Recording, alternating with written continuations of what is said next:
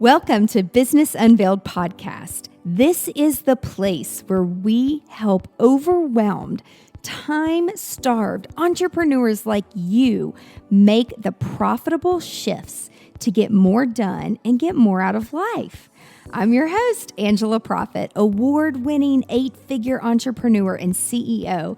And in every episode of Business Unveiled, I'm bringing you conversations that will give you the expertise and strategies that will scale your team and business so you can get shit done. That's GSD in our world. So get your time back and grow a business that helps you be present in your life. Let's do this, y'all. Y'all, Here, buckle up. what are we on? 20 to 25. Okay, so something that I left out from 15 to 20 is that I started dating someone that Was crazy. he wasn't crazy. That was the high school boyfriend. But okay. no, it's someone that I very much thought that I was going to marry, and we dated until I was about 21. Yes. Okay. So this was military. There's nothing wrong with it. Like, thank you, genuinely thank you for your service. Yes. It's not a life for everyone, and it's not,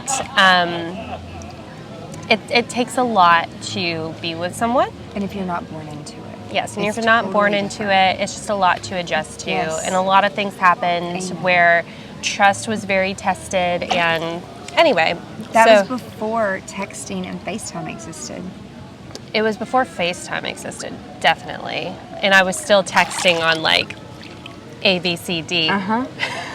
Like, so. Could you imagine? I know. But how far we've come. I know. So yeah, so that happened. Yeah, we broke up. It was really crushing. It changed me a lot as a person, but as I was telling you earlier, like, I'm so glad that happened. Yes. So if you're going through a breakup right now, or if you're not sure where life is taking you, or just something just like crushing, or you think that your world is crushed has happened to you, it's okay. Take the time to be sad. Take the time to heal. You don't have to wake up tomorrow and be 100% okay, but you will wake up someday and you will be okay. Someday is the key. Yes, just Wake up! keep going and you will be okay. And when you look back on your life, you'll be like, wow, everything happens for a reason. It really does. So yes, that happened, and it really kind of lit a fire in me because he didn't believe in me on a lot of things. He didn't believe that I could do a lot of things. He didn't believe that I could live on my own. He didn't and so I was like, I'm gonna freaking show you. And I did. And so I'll show you. Yeah, I was working in events at the time, and I decided to go to Belmont and take a course in events to get certified, which you don't have to be certified, but I was young, I didn't know, so I thought that was going to be great for me, and it was a good experience. So I was still working for the company that I was working with when I was 18. So I worked with them for 4 to 5 years. That's a long time. It was kind of on and off because my boyfriend worked there too. And when we broke up, I decided to go somewhere else. But then when he went to boot camp, I was good friends with my boss, who is the owner's wife. I mean, she's owner too, but we had already had plans for me to come back. So after he went to boot camp, I came back. And I left because I just felt like I had reached the peak. Outgrew it. Yeah, I had reached the peak of growth within that company, and I just wanted to know what else I could do. And I had plans that, I was over the events in that business, and we did event rentals. It was a small business, and I would help so many more DIY brides really figure out what they needed for their wedding. They didn't know anything. Do it yourself. Yeah, and so Not a good idea. I really loved being a part of that, and so I had a goal that I wanted to plan weddings. Splash! That I wanted to plan weddings. Surprise! And so yeah, and so I quick turn of events. I had done catering. I had worked for one caterer, I won't speak their name, that was a horrible experience. That is the only job I've walked off of. But then you also work for a lovely caterer. I did. And that is why I knew the difference, is because the way that they operated versus how this other company operated, it was night and day. And they were great, and I still love them. We love them. But then after that, I was like, okay, I need to get a real job. There's more. I was like, I need to do something that's actually like A real job. a job and like a career. So I went to dental school. This is where we insert the TikTok of nose. Yeah. We don't know that one yet. We gotta learn it. I went to dental school and I worked in a pharmacy, and I know what She knows a lot of shit. I know a lot about pharmaceuticals. Yep. And it was the most boring job I've ever had. Angela's taking a pause to go get her drink. Go, go, go. I can't. So I went to dental school. I sat in on a few quite a few surgeries, and I realized that people don't take care of their teeth like I do. And a lot of that comes down to genetics, so it's, understandable. But I just quickly was like, yeah, no, I don't want to do this. And then I started looking for jobs in events in Nashville. And I interviewed at a lot of places for whatever reason, and, everything happens for a reason. It took a while. And then I interviewed with Angela, and it was for an internship, and I was not in school, but I saw the value in the internship, and I got it. It was like I interviewed in January, and my internship was in August. It was a long wait. Yeah, but I was like, You understand now. I was kind of like, okay, well, It's like it ain't much. I'll do what I can in between that. So I started working at the Nashville Ballet at the school. Lovely venue. Yeah. And I did a lot of ballet buns for our students. What does that mean? Like do their hair? Like put their hair up. Like Really? I had so many little girls come in and be like, my mom couldn't do my bun today. And I'm like, get in line. Oh my God, but that would have been the best TikTok channel. It probably would have been. I mean, they were kids, so I don't know if I would have to get their parents' permission for that, but. See where her head goes, like where it should? And Yeah. I'm like over here like, Lana, let me take a video. Yeah, but I worked in the school, and I like oversaw like the kids, and sometimes if there wasn't like an instructor, and I would sub like the littles, which are like 2. They're so cute. So cute. They're so cute. Tiny tots. Yeah, they're so cute. One time they were playing Fight Song, and it was a bunch of like little 2 and 3-year-olds just like screaming it at the top of their lungs. It was so Like, cute. this is my fight song. Yeah, it was Take so cute. I really did love that job. I love that It song. was really great. But yeah, I was 23 at that time. And I interned with Angela during that time, and that's when we were like back to back to back with weddings. So every weekend from August through September, we had multiple events. And we didn't spend a lot of time together. I think you Yeah. spent more time with Allison. I don't feel like I spent time with either one of you, honestly. Really? Yeah. What were we doing? I just feel like we had so much going on. We Like did. it was just a lot. Just normal. But in that time frame, and this is a more personal, I mean, it's all personal, but I've got many fun little diseases and allergies and like just things. So in that time frame, I was in a lot of pain because I have a genetic skin disorder that I was trying to figure out what it was during that time frame, and that I was basically, I felt like a lab rat for like months. Yeah. She didn't know any of this, and I basically, like, my skin was so bad, But hold on, y'all. It's like July, August, okay? We have outdoor weddings. Yeah. And I have no idea any of this is going on. and the disorder is, like, triggered by, like, sweat and Heat. friction and heat, and, like, I was just like, I'm going to power through this, like, I'm just going to, nobody has to know. And I was also just really, like, insecure about it at Yeah. the time. Yeah. But if I would have known, I would have put you at another wedding with air conditioning. You see? Yeah, but you know. And she didn't know that my skin freaks out too. Yeah. And I'm allergic to everything too. Because she didn't know that. Yeah. So see how communication just help sometimes. But I was seeing a doctor at the time that, like, nobody knows what this is. Like, basically, like, whenever I tell somebody about it, they're like, oh my God, what is that? And I have a whole stack of papers that are, like, genetic testing and, like, all this stuff about the chromosomes and, like, all these things, because it's on a cellular level. Extensive. My mom has it, and she didn't know that she had it, but it's, like, it's a dominant gene, so if one parent has it, most likely your child is going to have it. So basically, like, I had been seeing so many doctors, and, like, nobody knew what it was, and, like, getting, like, biopsies and this and that, and try this medicine and try this, and it was just making it so much worse. Yeah, that's what it felt like. Yeah. And then I went and got genetically tested at Vanderbilt. Interestingly enough, they have to do it through the Children's Hospital because they don't offer it anywhere else, I guess because it's genetics. Yeah, makes sense.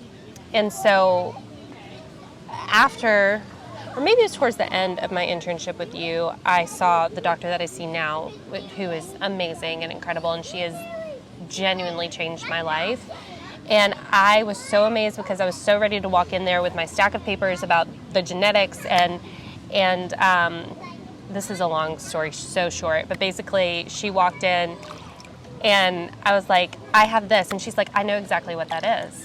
And she studied up in Boston, and they had a patient who had that, and there's, of course, because of HIPAA, they can't tell us who it is, but there's one other patient in Nashville who has it, other than me and my mom, that is at their practice.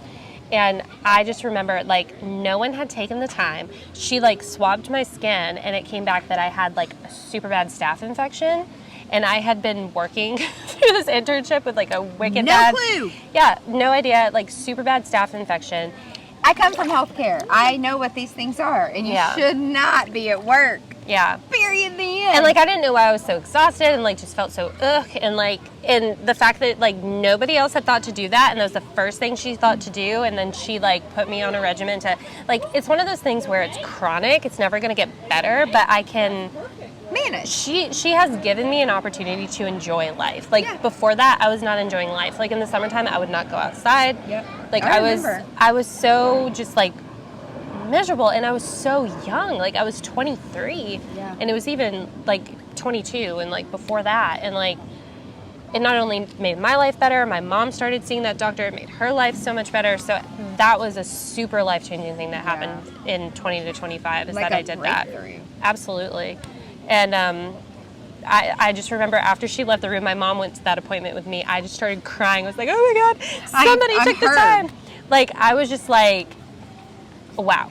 And so she absolutely changed my life. And then, so my internship was up, and you asked me what I was going to be doing. I'm like, oh, I don't know. Like, I'm going to go visit my family. And I was still working at the ballet at the time, but I had interviews lined up because I had, like, intended, my cousin had a baby. My cousin and I are very close. She's like your sister. She is, like yes. Very, very close. So, she had just had this baby within the last year. Owen. And I really wanted to be there for her. It was hard to be, and I'm his godparent. It was hard to be, it still is hard to be so far away. And I wanted to be such a part of his life. As far as India goes. True. But, so I had these interviews lined up because I had intended to move to Boston. Move. And, Straight like, fucking move. my entire family thought that I was crazy. Mm-hmm. Like, where are we in our lifeline days? I think that you're on 20 to 25. Okay, we're taking family pictures up here. This family. Oh my gosh. I'm just going to become their, like, certified travel photographer. Not really. Let's see, I graduated college. I lived in Pensacola, Florida on the beach in my uncle's condo. I thought I was going to be so cool and live on the beach. But what I didn't know is there was going to be sand. Oh my God, I almost dropped our fucking last microphone in the water. GD. So bad. Shit. So bad. Oh my God, is this backdrop real or is it fake? Looks fake. I kind of feel like I'm Titanic right now, like on the front of a boat. It's too high. You can sing, I cannot. In my I'm just being silly. Okay. Celine Dion. Her voice, let me tell you, she's incredible. Yeah, I graduated college. I was dating this guy. We worked at a bar. We worked at Silverado's, Southside Boogie Bungalow, free beer till 11, hot bodies contest, and wet t-shirt contest on Sunday nights. You're much more exciting 20 to 25 than me. Oh my God, y'all, listen, I had so many jobs. Like, not that my parents ever told me to work. It was just like things that I did. It was like relationships that I built. And so I would teach gymnastics. I would work at the cooker. I would also work at the morgue. And then I also worked at Silverado's. Like, in the summers, I would come home from college and, like, make my spring break money. And, God, so much happened.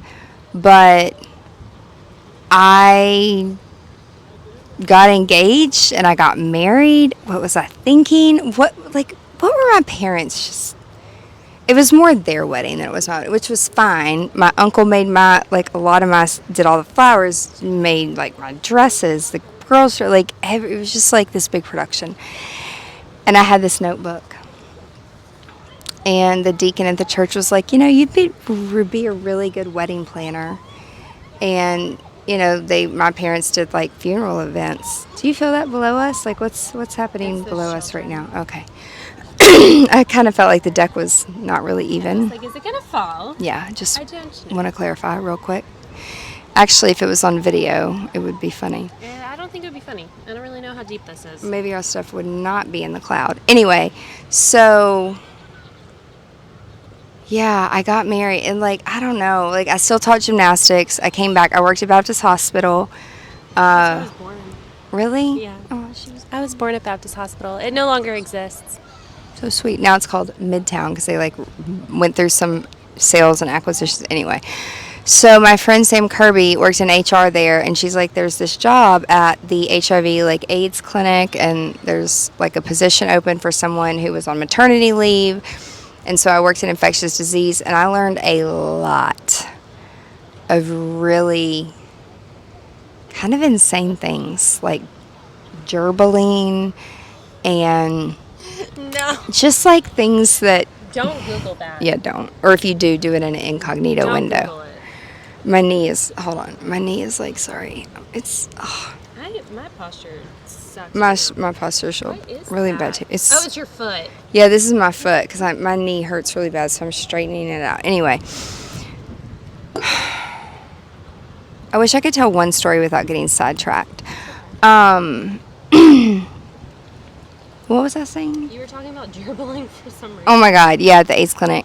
And then they, like, wanted to take my hours to part-time, and I'm like, oh no, I just graduated from college, like, I need to work full-time. And I still taught gymnastics because I just loved it. And then somehow I got roped in to, like, decorating for weddings at the Catholic church, at our family's church. Were all the weddings at the church? Yeah, they were all at the church, and then they had, like, a hall, like a reception center.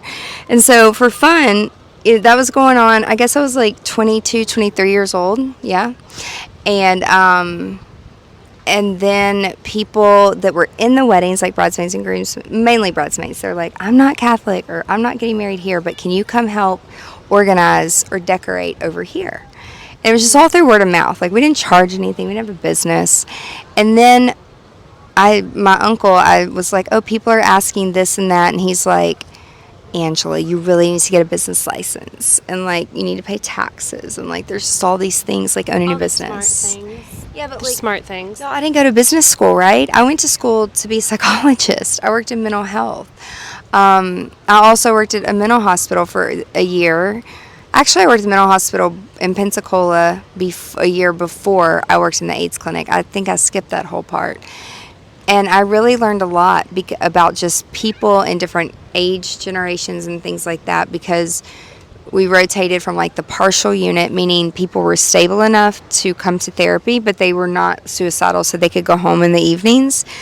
And then there was the lockdown unit, and then there was the adolescence unit, which honestly, most of the kids, none of those kids had a disability. They weren't mentally ill. They were in the state's custody because their parents were on drugs. or they just weren't involved. And it was so sad because those kids were lumped with the other kids. And, you know, some of the things at the mental hospital really changed me and taught me like about a lot about people. Like two very specific incidences was like this lady named, we'll call her Jane. That was her name.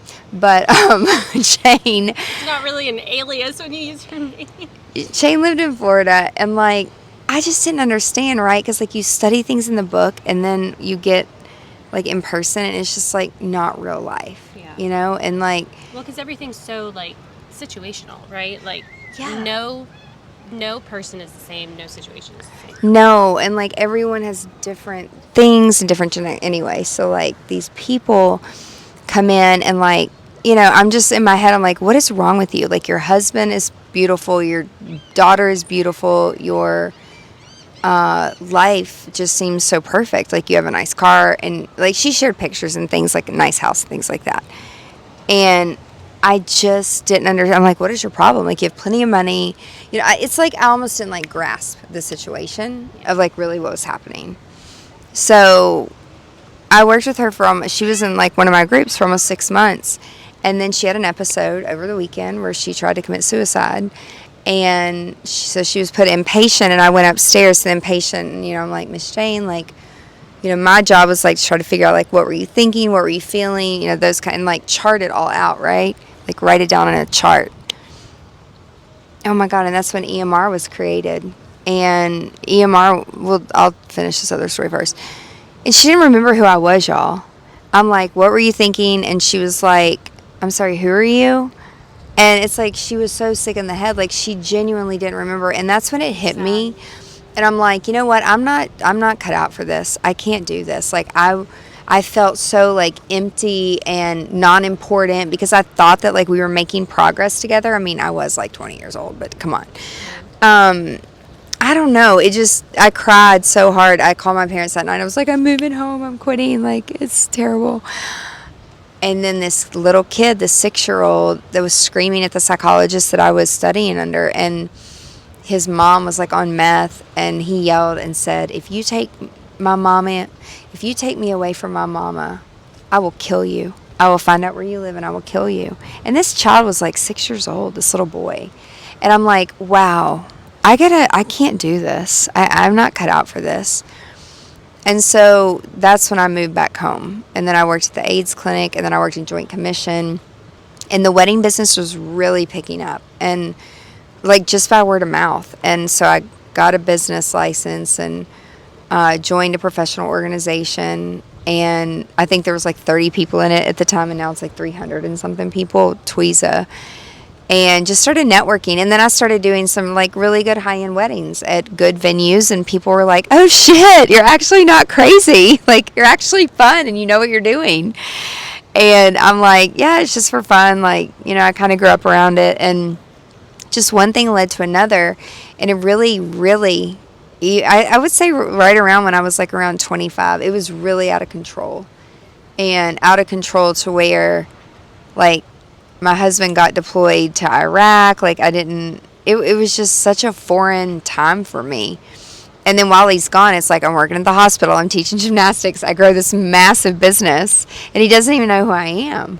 And like FaceTime and Zoom and texting and like all that shit didn't exist back then. And even if it did, he was on special operations. I don't think that he would have been able to like call me and like chat.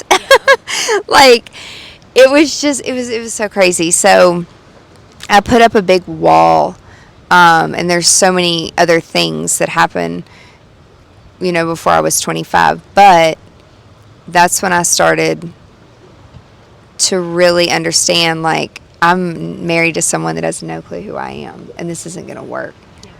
You know, so I was very detached. So when people are like, oh, have you been married? I'm like, well, kind of, but I don't really call it a real marriage. You know, it was just, you don't know who you are, at least until you're at least 30.